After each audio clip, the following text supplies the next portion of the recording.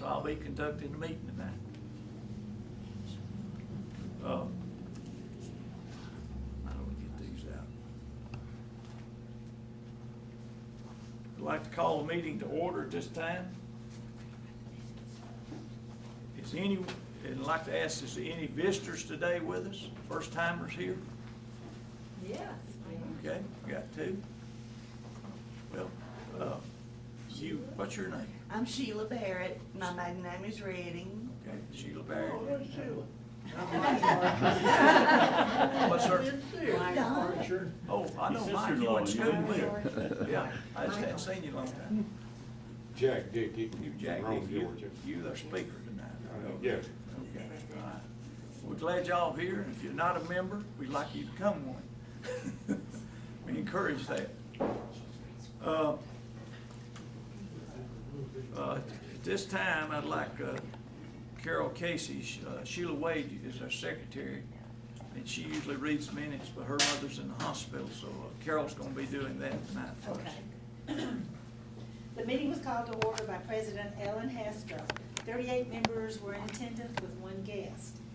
We have $6,916 in our operating budget.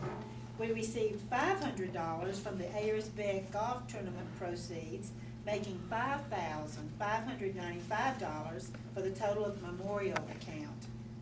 A drone made pictures of the cornices and roof and gutters that we needed for an estimate of repairs to this building. Thanks were extended to Bobby McElwee for all the work he did drawing up a floor plan for our new building. Greg Gray announced that $10,000 has been received to help with continued renovation at the Van Wert Church. Earl Casey, retired CNN managing editor and vice president of domestic news at CNN, presented an entertaining program on Ted Turner, the man in his style. Ellen Hester adjourned the meeting with a prayer by Glenn Frazier. Refreshments were served by Nancy Collins and Howard Hester. Okay, do I have a motion to accept the minutes as read? So moved. Second. Got a first and a second on that. Okay, we'll have Amy Shaw to read the treasury report. Okay. Well, we've only got $30 less than we had last time, Carol. Okay. We have $6,866.13 in the regular fund. We are down $30 because we're beginning to start the phase of not receiving very much money, like, for the dues have already come in. We've got 95 of the membership applications that I sent out have paid. I sent out 150. So that lets you know that we've got about 75%, close to 75%. Special fund is $5,595.03. There have not been any changes since last month. And if there's not any questions, that's my report. Have a motion to accept those as read. So moved. Okay. I guess I got a first and a second. Mr. McElwee. Okay. Okay. Everybody okay with that? Usually we don't have no problem voting on that. Anybody got any old business to bring up?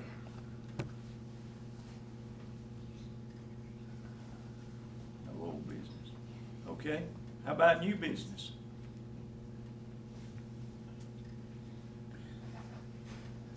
I don't know, do you have acquisitions next or something?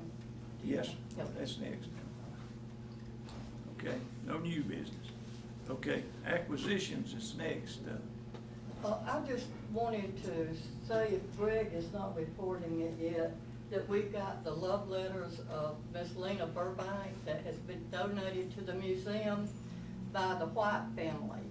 Okay. Ann White had those letters, and Dana White and her, and Billy's sister have donated them to him, and they're up there in that little box Right here. on the table. It has a lot of history in them as to dates of things, how much postage cost a penny, back when those letters are mailed, sometimes 3 cents. Where they travel to, and things that were happening here is the historic part of those letters. I think it's just wonderful to have those, and wish we had a lot of time to read all of them. It is not very mushy.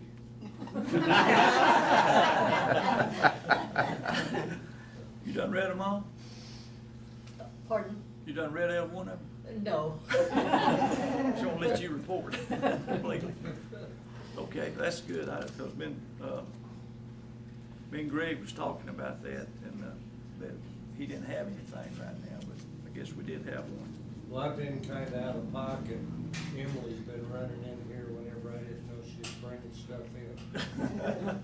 That's all right, as long as we got them, that's what counts. That's right. I'm sorry Okay. I intervened on your territory. No, you're fine. That's- Okay, now, I'd like to ask Carol Casey to introduce our speaker tonight.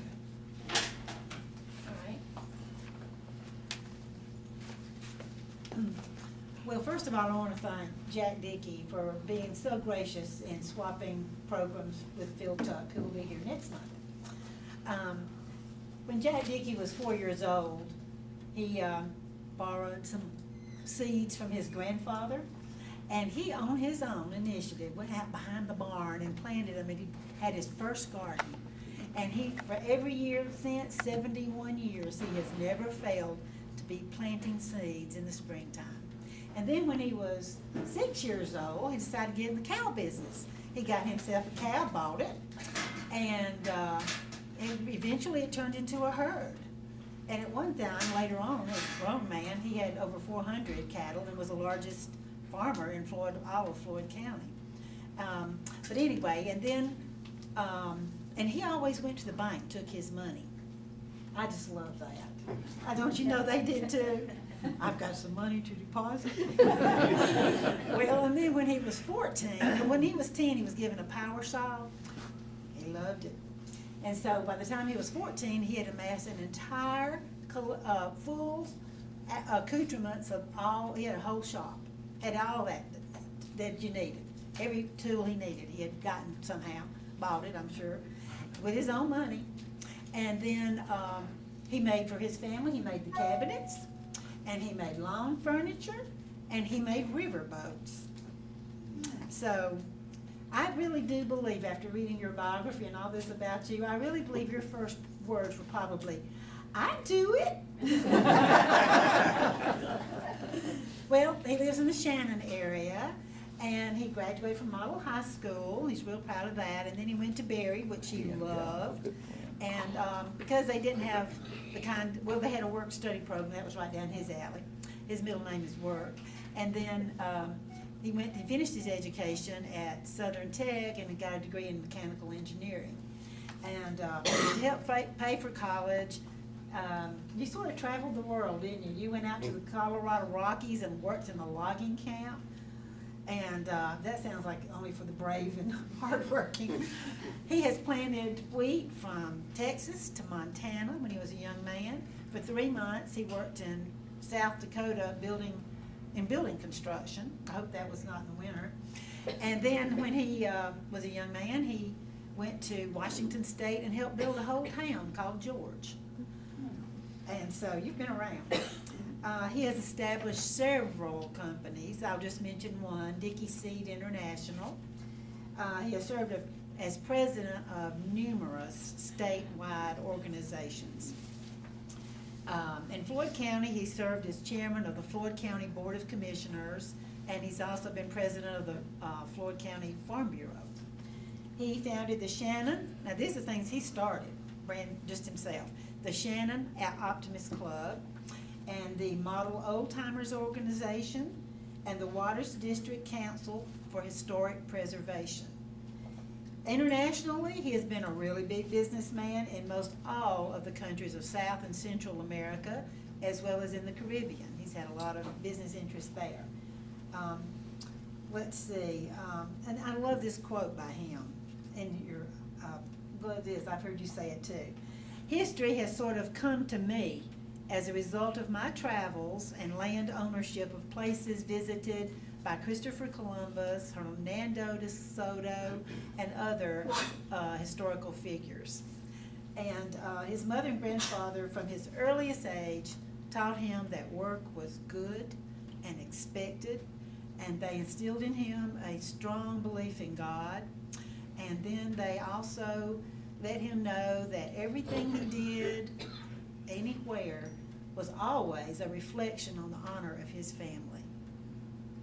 So he took those lessons to heart, and I know your mother and grandfather were so proud of you. And so I want you to join me in giving Jack Dickey, a very distinguished and exceptional man, a very warm welcome to Cedartown.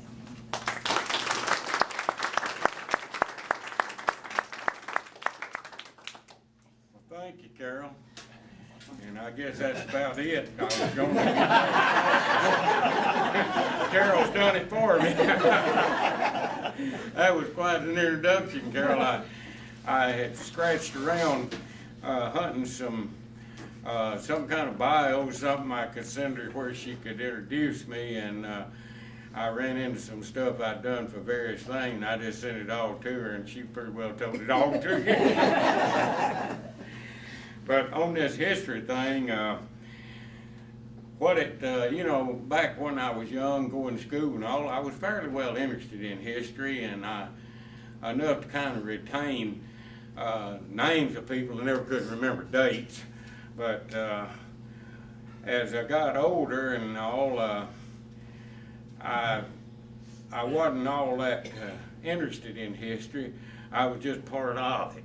And I sort of have become history, I'm afraid, and what we used to study, we become part of as we get older, I think. And of course, one of my main objectives in my work with the Waters District Council of Historic Preservation and all is that we should have a duty to preserve our history.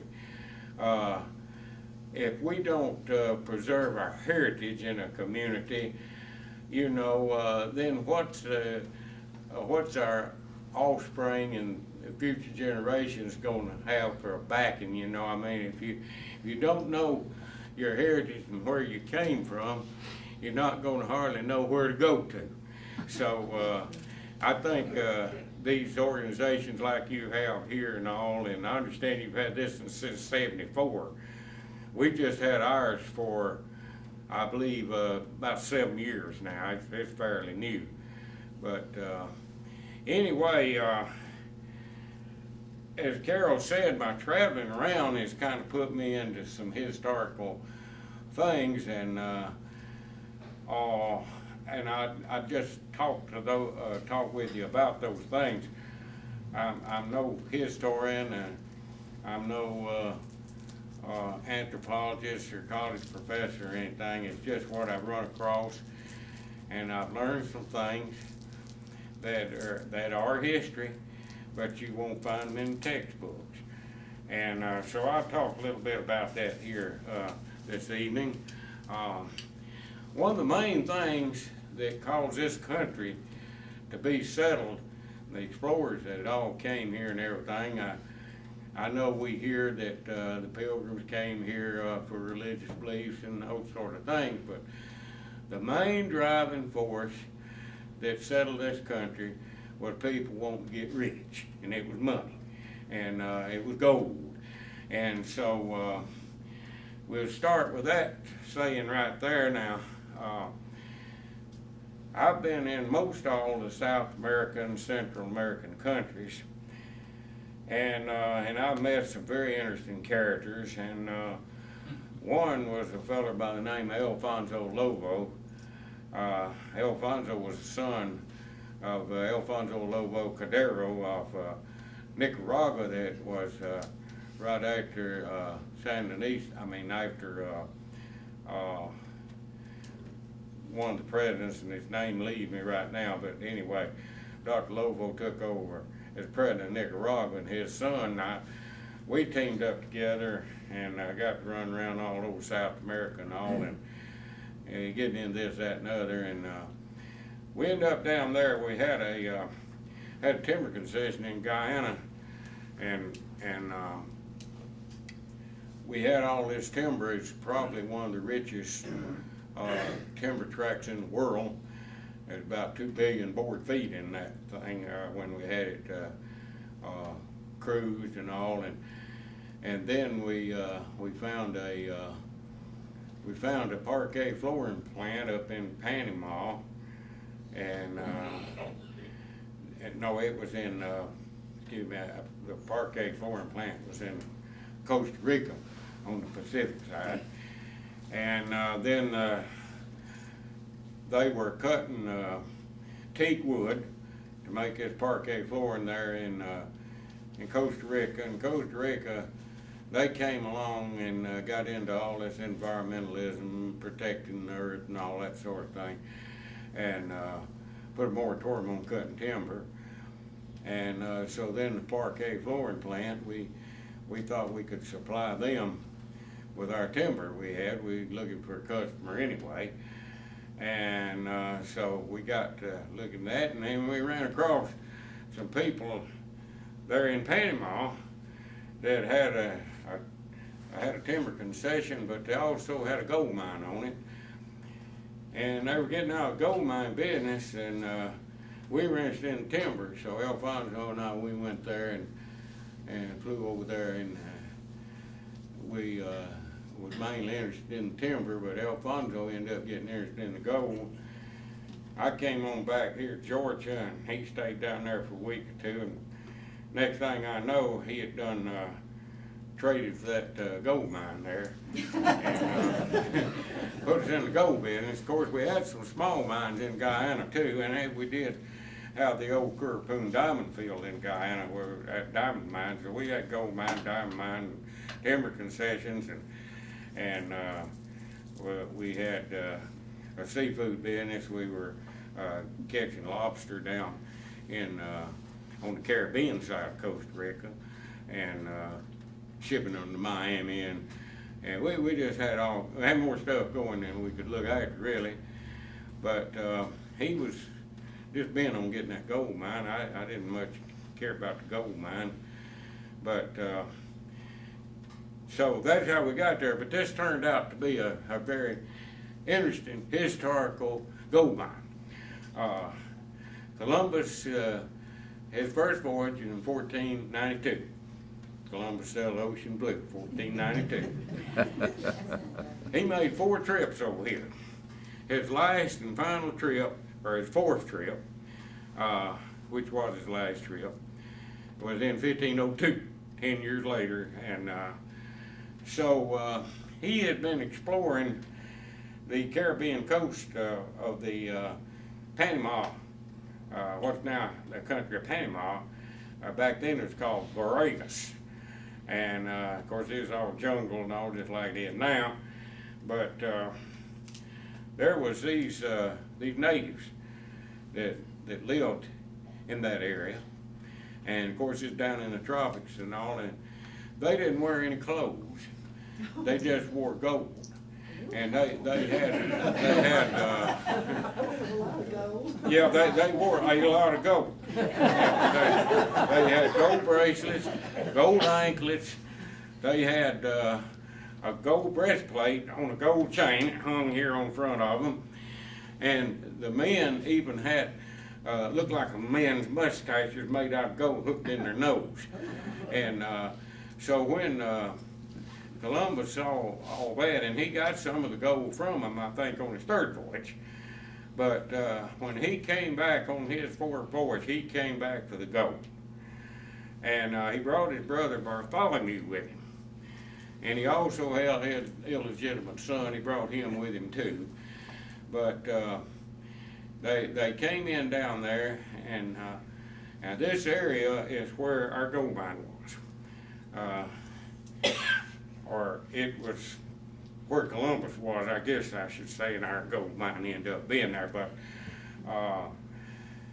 Columbus came in down there, and when they came back over here, they brought a lot of stuff to trade with to get this gold, and they had the glass beads and bird's bales. And I never have really known what a bird's bale is, but that's what in the old Chronicle and all it said that they brought over here, and they started trading with the Indians down there.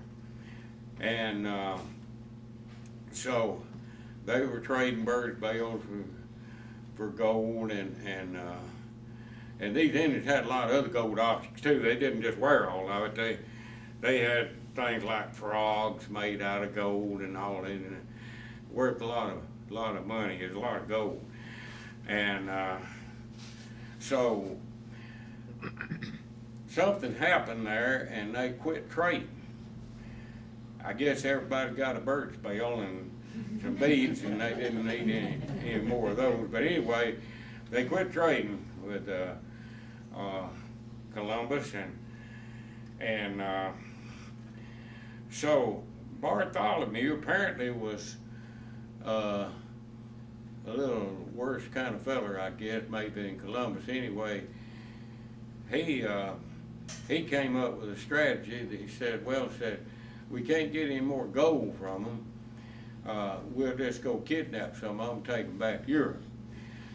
Well, there had been other explorers coming over during this 10 years since Columbus had first come. There's quite a few explorers in and out here then, and I understand a lot of them had take some of the natives back to Europe, and apparently they was carrying them around showing them like circus or something over there, and so they were making money doing that.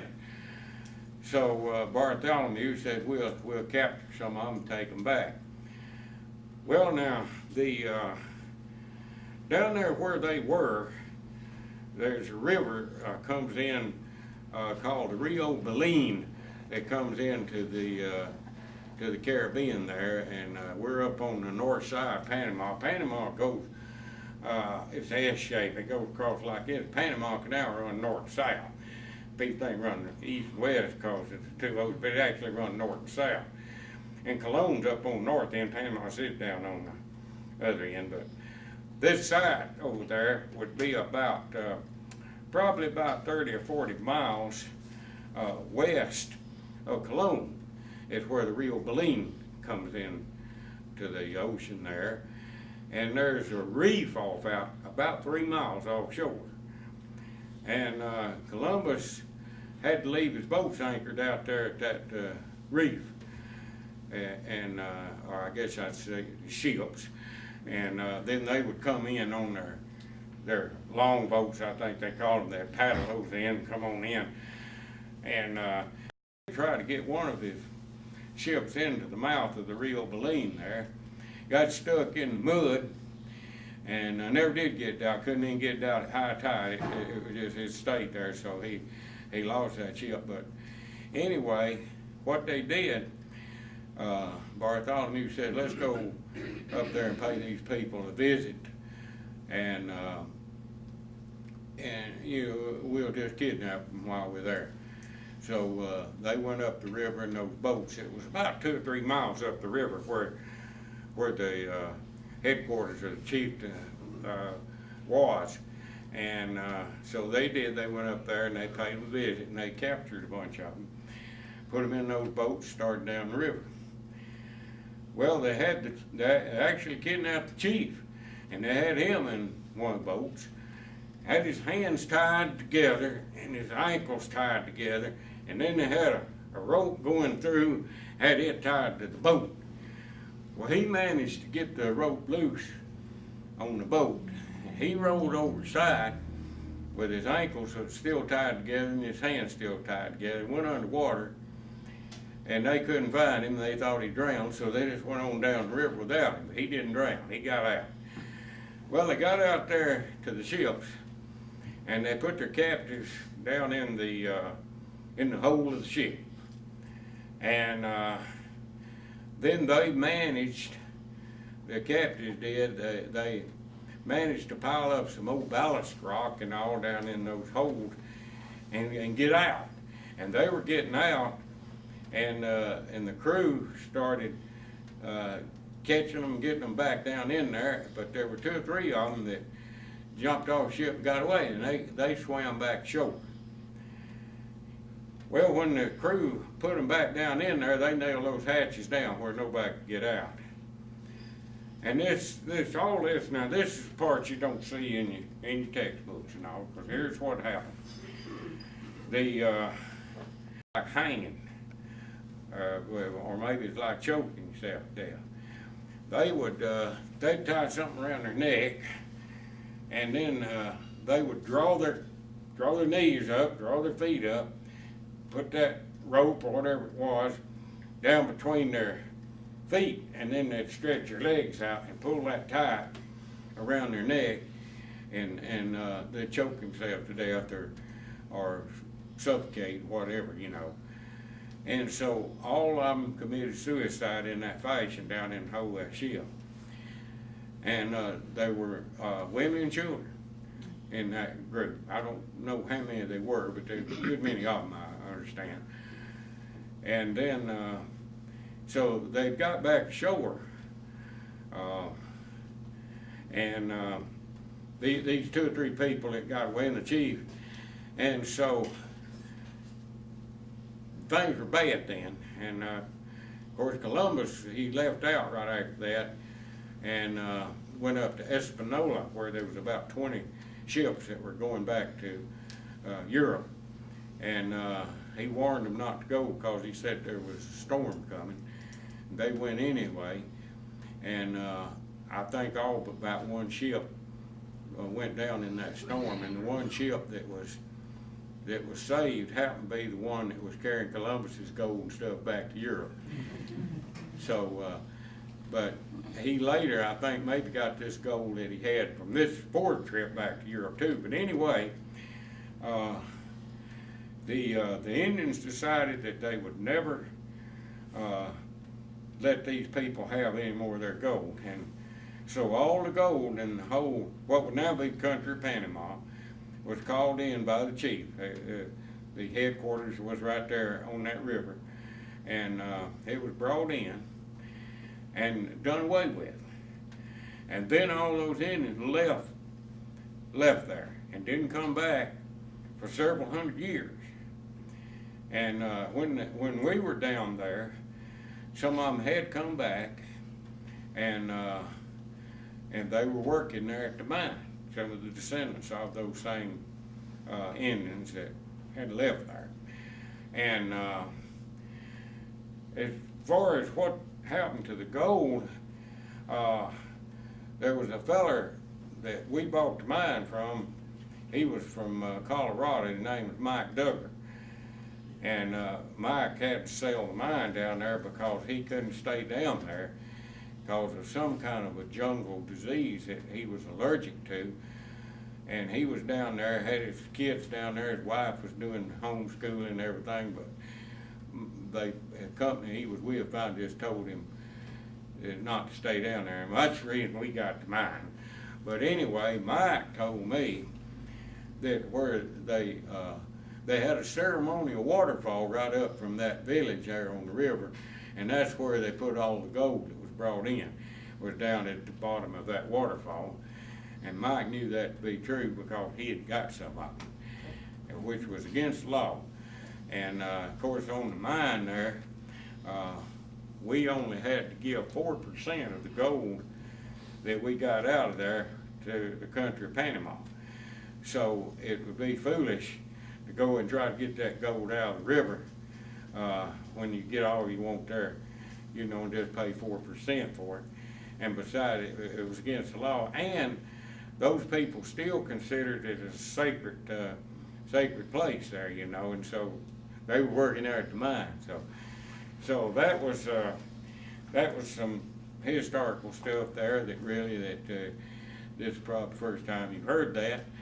But now we get back up here in our neck of the woods here, and about 40 years after this happened down in Panama, there was a fellow by the name of Hernando de Soto. You've heard of him. And he came here. Spain was trying to set up, they were going to colonize North America. And they had already set up headquarters in Cuba. And they called this El Florida up here, all of this. And so DeSoto came here with about 600 and something men, and 200 and some horses and a couple of hundred hogs. And pretty good group of them. I think about a half a dozen ships or something. They probably made landfall about where Tallahassee, Florida is now. They worked their way over to South Carolina. They were told that there was gold over there. Now here we are again coming out of gold. Now by then too, they were spreading Christianity for the Catholic Church.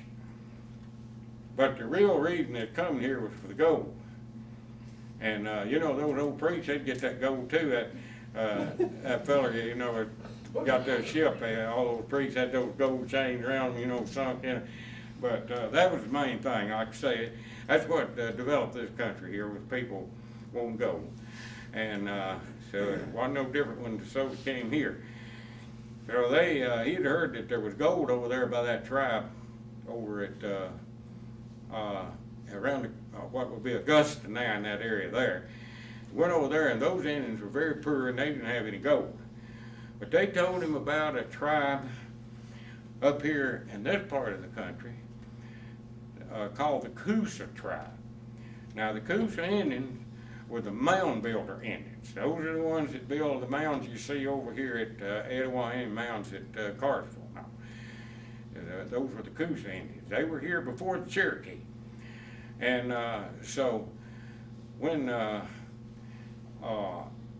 DeSoto came up here, of course he had about 600 something men he's having to feed and all, you know. I guess they eat a lot of pork, they had all those hogs, but they had to live off the land and whatever they get off other people.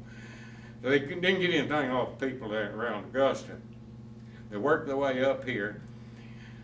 The name of the headquarters for the Coosa tribe was up here, what we used to call Old Bell Bottoms on the Coosawhatee River, where Carter's Dam is now. And the Bell Bottoms was what's now the lower lake up there that they pump in and out of at the Carter's Dam. There was some mounds up there in that too. And in fact, they called it Little Egypt. That was the site they named for the archaeological thing. Because of the mounds, I guess they called it Little Egypt. But anyway, DeSoto overshot, probably ended up about where Chattanooga is now. And then he got directed down and he finally made it to Chiahaw. And he was well received by the Indians there. And these Indians, they were farmers and they were well nourished. They were big, a lot of them over 6 feet tall. They just towered above the DeSoto and his bunch. And you can go over here at the Etowah Indian Mound and see those big old skeletons they got over there and all. And so they had plenty of provisions. They were farming all up and down these rivers. And this Coosa chieftain ran all the way from up there, plumb down to about where Selma, Alabama is today. So they took DeSoto, chief wanted to show him around a little, and they walked over to where the Indian mounds are at Etowah, and then they came down the Etowah River, and there was another village there where Coosa Country Club is there in Rome now. And then you go down from there, you go on down to Coosa. There was another village at Livingston there. Livingston used to be the county seat of Floyd County before Rome was. And there was one there. And then you went on down into what's now Foster Bend. And that's a big river bend. It's the last bend in the river before it flows into Alabama, down there next to the state line. It's big old bend. It's one of the best farms in Georgia. And so there was 5 villages there in that bend. And there was one of them that had been discovered some years ago, where the river would cut across the bend there when it had high waters. It uncovered some graves and all, and they knew that site was down there. And so anyway, DeSoto, when he got down there, he spent the winter there before he went west. And you know, he went out west and he died out there on the Mississippi. And he never did get back to Europe, but some of his people did. And they came back here in later years with the Luna expedition. And the Luna, again, the Spaniards were gonna colonize this area. And so they came into what would be about Selma, Alabama now, and they were gonna colonize. And there were some of the people in the party from DeSoto's expedition that were in the DeLuna party. And they told him about the chief up at Chiaha and all, and they could go up there and get them some groceries. So DeLuna went up to Chiaha, carried a bunch of them with him, and got up there, and they kind of had a reunion. You know, some of those fellers had been there before. Well, the chief up there had a little spat going up north there somewhere with another tribe in it. And these Spanish had these musket guns. And the chief wanted them to go up there and help him whip up on that other tribe. So the Luna dispatched 50 of his men there with muskets and all, and they went up there with the chief, and they did whip up on that other tribe up there, and then they came back down to Chiaha, and he loaded them all up with supplies and everything that they carried back down to where they were going to colonize. But something happened that it never did. For some reason, I don't know why, they never did colonize. If it had of, we'd probably be speaking Spanish here today, you know. But these things, they're interesting when you find out what really goes on.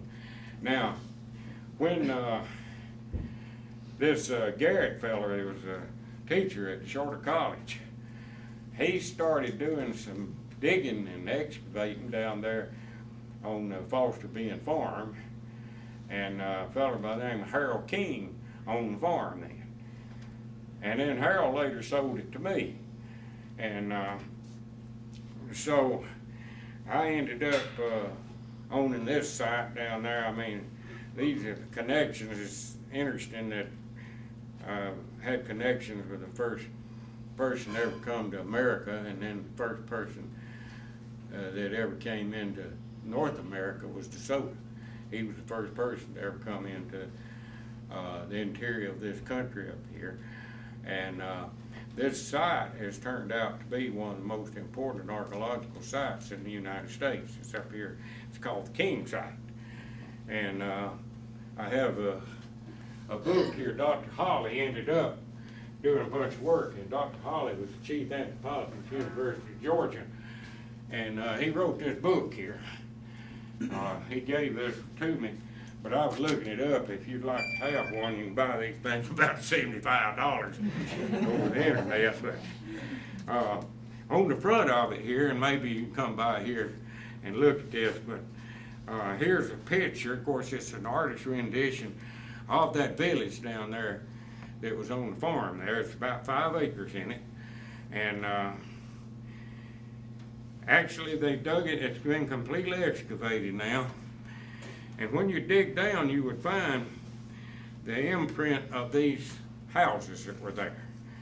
And they were built by standing these poles up, like you've seen these old forts in the old Western movies where they got all these logs and sharp point on top, but that's the way they built their houses there. They were about 25 feet each way, had rounded corners, and of course they had thatch roofs on them. But the logs were still in the ground down there when they dug them up, so you could identify every one of them. One of the things that made them realize that this is the same place that DeSoto spent the winter was he had mentioned there that the lady of the house, or the man of the house, when he died, he was buried in the house that had dirt floor underneath the bed, and that way he never would be very far from his wife.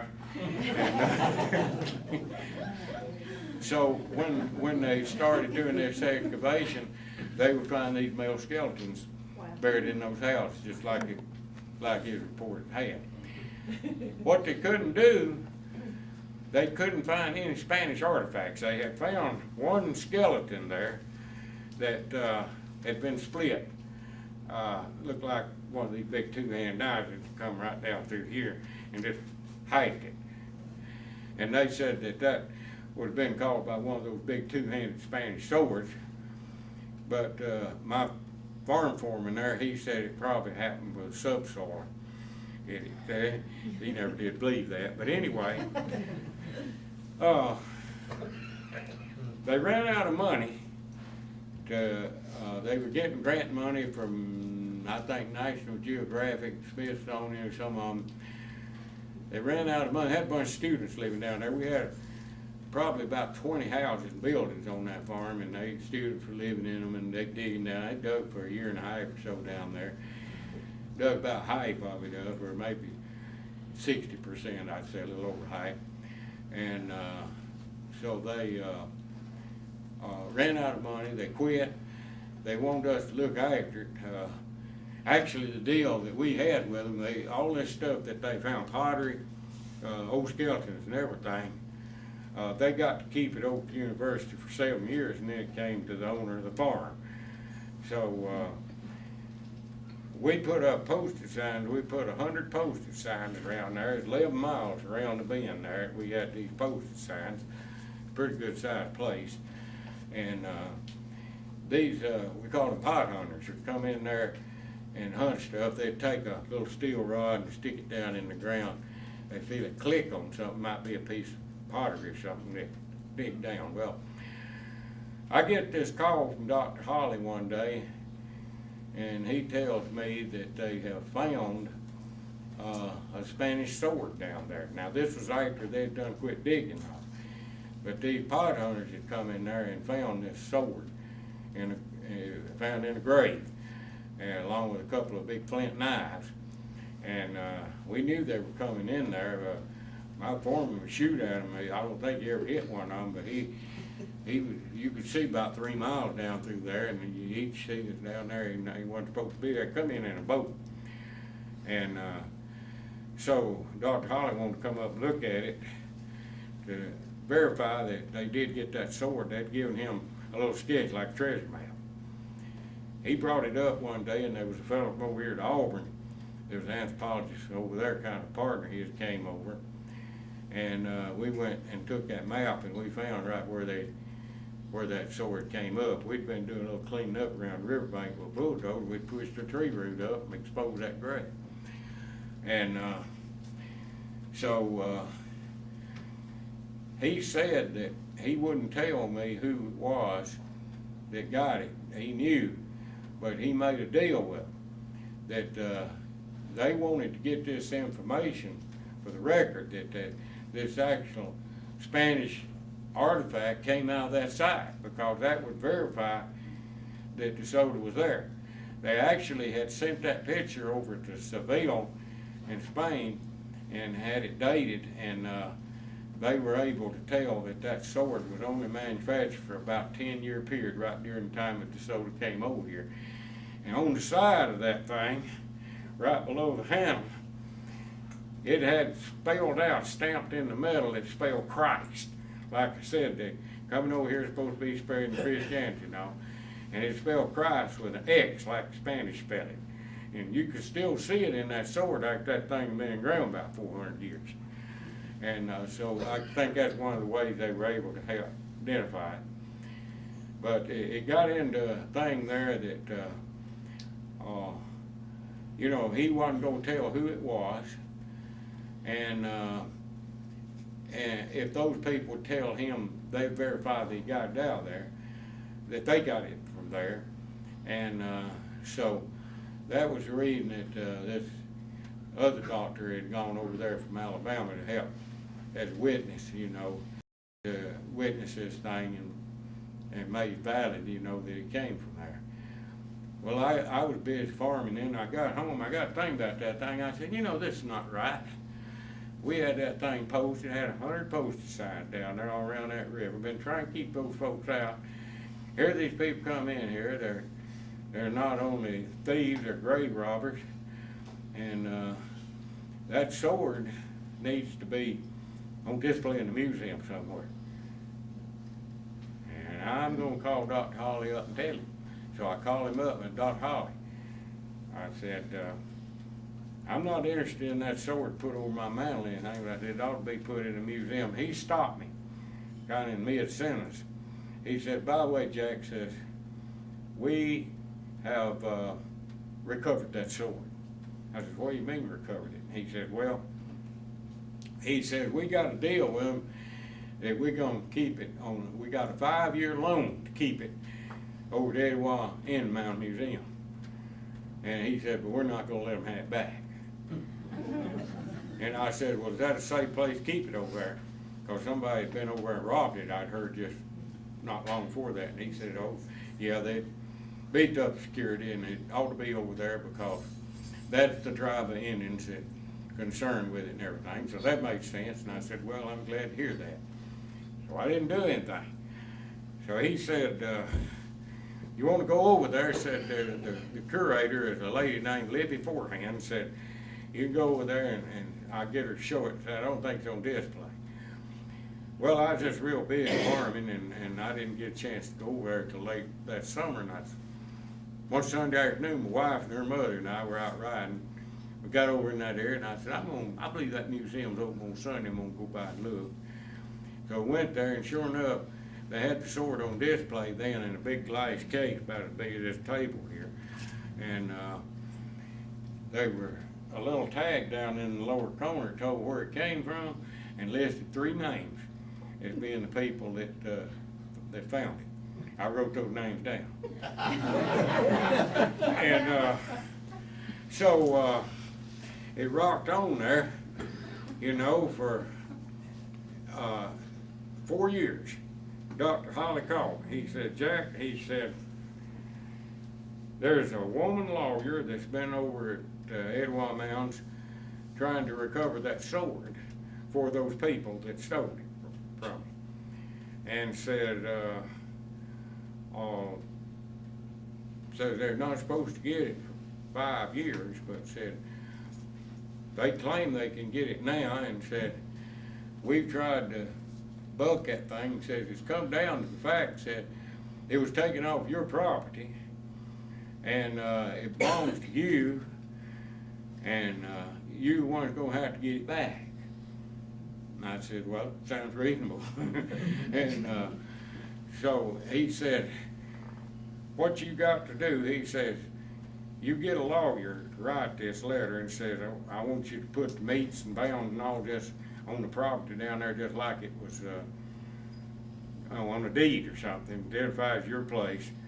And then says, send this letter to the Commissioner of Natural Resources of Georgia, and stating that it's yours and you're making a claim for it. He said, I think that's all we got to do. Well, I did that, and it got there, and it wasn't no more than a month after that. So I get this notice, awarded this sword to those thieves, and so I just said, well, how can this be? Well, what it is, you've heard of these statutes of limitation. If somebody takes something from you here in Georgia, you got 4 years to prosecute. If you don't do something in 4 years, you lose your standing. So that was the reason that they came in over at the end of 4 years. See, I didn't know that. I thought the sword, I'd been told it had been recovered and everything, so I never tried to prosecute. Didn't even know who they were for a while. And so I discovered that actually, from the time that I knew who they were, had been 4 years. So I appealed it. It went to Georgia Supreme Court. They upheld the lower court's decision. We got 7 justices on Georgia Supreme Court, and it was 4-3 to uphold the lower court's decision. So the thieves got sold. And so that's an interesting story, but it all goes on about people interested in gold and in the money, and so that sort of fits right into the narrative here. But, you know, what happened was that the Indians down in Panama or up here in Georgia and all, they never would tell anybody where they were getting this gold. Nobody ever found the mine. Now, the mine down there in Panama was found probably 50 years later, and they came in there and started mining it by hand with these wooden panning it by hand. But up here, nobody knew where they were getting the gold until about around 1836 or sometime then, when they discovered that gold up at Dahlonega. And so this has been Indian territory up till then. Georgia hadn't developed this area up in here because of the Indians. So then, you know what happened with it, running Cherokee out and all, and they had Georgia lottery here, and you could put in a lottery. You get a lottery ticket. I think it was $8, I believe it was. That gets you 160 acres of land, except unless it was a gold lot. And if it was considered it might be gold there, called a gold lot, it's only 40 acres. And all that area there where Riverbend Farm was that I had, that's in 40-acre lots. Those are gold lots. But we never have found any gold there. But that's a little history maybe that you hadn't heard before, and it's just stuff I've run across, and you know, you're probably not gonna hear it anywhere else, but as far as I know, it's all pretty accurate, and it's been taken out of various old chronicles and all, and people that dealt with it have told me about it, and you know, when you go in and you own the land and you find out the history of it, now you're gonna find out everything that's gone on. So this is just what's gone on some of the land of own. So I probably, between Carol and me, we probably talked over our limit here, but I would entertain any questions if anybody had any for me. I have a question. The three thieves, what did they do with the sword? Do you know where it's at? That's interesting. They were going around showing this sword, and they would handle it. They'd put on these white gloves. I mean, I've got pictures of the Rome News Tribune took of them. Here they're standing there with these white gloves, handling it, and they saying that they wouldn't take less than $1 million for it. And so they came and showed it at what's called the Chieftain Museum there in Rome. That's where Chief Major Ridge used to live. And so they had a showing there of it. And my mother, she was living then, and she wanted to know if I wanted to go down there and see it. And I told her, I said, no, I don't think I better go down there, you know what I mean? But I didn't have to, she went. And so they're showing this sword down there to several people, and my mother's in the crowd watching, you know. And one of them says, he was crediting himself, said, hadn't been for us, you know, this piece of history would have been lost. That old man down there that owned that property, he was just plowing everything up, destroying archaeological site. I think my mother came out of her seat then. And she said, now you listen here. She says, that old man you talk about happened to be my son. Now my mother didn't look any older than me. She was real young for looking for her age. And she said, happened to be my son, and says, y'all didn't have any business down there. Says you're a bunch of thieves, they're grave diggers, and boy, she unloaded on them, I understand. She told them how sorry they were. And so she took care of my fight for me. If I'd have gone down there and done that, I'd probably end up in the county jail over there, you know, but they wasn't gonna do anything to my mother. But I don't know I had, Doug Walker with Rome News Tribune. Now Doug used to be WRGA, good friend of mine, and Doug said that he thought that one of those people, if they lived in South Rome or somewhere, still had that sword. That's the only thing I've heard on it. And, but it was probably one of the most important swords around, except for the Davy Crockett knife. I'll tell you about that later sometime. And A you friend said of mine that's- recovered it out of the Alamo. You said that sword was beautiful, didn't it? Beautiful, very intricate work. No, it wasn't, it wasn't very beautiful. It was pretty rusty and pitted up and all, and it was bent. But it probably had been beautiful. Now, the handle on it, whatever it had been wrapped with, I guess leather or whatever, were gone. But the pommel and these rods that come up, very artistic and all, it probably was a handsome sword in its day. But it, you know, I mean, it didn't look much then. I don't know, I just don't know what they've done with it, but if there's any way, you know, maybe nobody has bought it, and someday maybe they would give it up to at least go in a museum, because it just don't need to be out like that. Absolutely. Any other questions? I certainly have enjoyed it. Yes, sir. You still own that property, don't you? No, I don't own that property. I sold it, gosh, it's been over 20 years ago. Yeah, a fellow, Jamie Jordan, from over at Alabama. He lives there now, but he was from Alabama. He owns it now. Jamie is, and they came back during the time Jamie had it and finished the excavation, so it's been fully excavated now. They did the complete village. Is it open to where public could go see it, or is it closed off? The farm,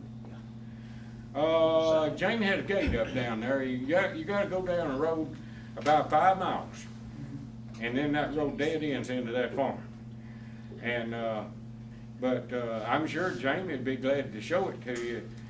But now you won't be able to see the village or anything. It's all in field now. It don't look any different rest of it. He got that whole thing down there in soybean and corn.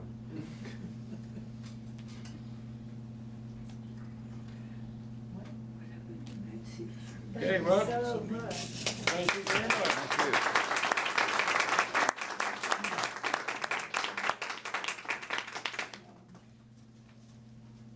I think we all learned a little bit about history we didn't know about. Absolutely. Does anybody else got anything to bring up tonight? If we hadn't, we'll adjourn and enjoy the refreshments by Ken Bedford and Kathy Kitchens and Brenda Carroll. They provided refreshments tonight. We're thankful for that. And if old Glenn wouldn't mind saying the blessing for the food, I appreciate it.